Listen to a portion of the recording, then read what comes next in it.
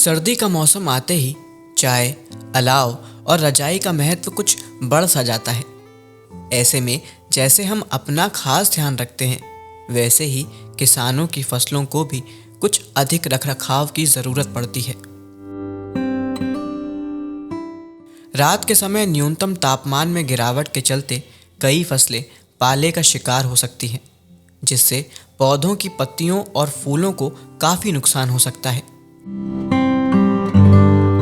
शीतलहर और पाले का फसलों और फलदार वृक्षों की उपजता पर सीधा प्रभाव पड़ता है। फूल आने और बालियां फली विकसित होने के दौरान फसलों के पालाग्रस्त होने की सबसे अधिक संभावना होती है। पाले के प्रभाव से पौधों की पत्तियों एवं फूल झुलसने लगते हैं, जिससे फसल प्रभावित होती है। कुछ फसलें बहुत अधिक तापमान या पाला सहन नहीं कर पाती हैं, जिससे उनके खराब होने का खतरा रहता है।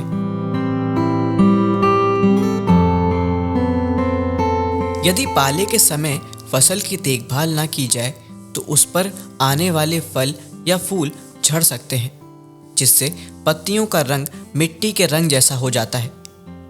यदि शीतलहर हवा के रूप में चलती रहती है तो इससे कोई नुकसान नहीं होता है, लेकिन यदि हवा रुक जाती है तो पाला पड़ता है, जो फसलों के लिए अधिक हानिकारक होता है। पाले से सबसे ज़्यादा नुकसान मटर, सरसों, धनिया के साथ मिर्च और बैगन की फसल को होता है। ठंड के कारण सब्जियों के पौधे काले पड़ जाते हैं, लेकिन कुछ उपायों से किसान ठंड के कारण अपनी फसल को खराब होने से बचा सकते हैं। चलिए जानते हैं ये उपाय। पहला उपाय, नर्सरी के पौधों और सब्जियों की फसलों को बोरियों, पॉलीथीन या पुआल से ढक देना चाहिए।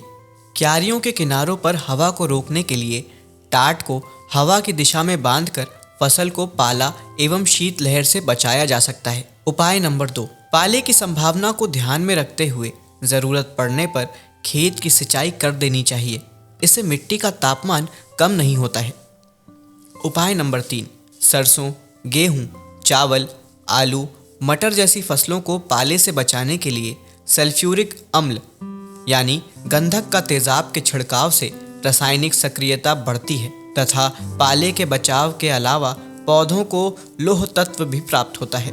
उपाय नंबर 4, दीर्घकालीन उपाय के रूप में फसलों की सुरक्षा के लिए शहदूद, शीशम, बबूल, खेजड़ी और जामुन आदि जैसे वायु अवरोधक वृक्षों को खेत की मेड़ों पर लगाना चाहिए, जो फसल को पाले और शीतलहरों से बचाते हैं।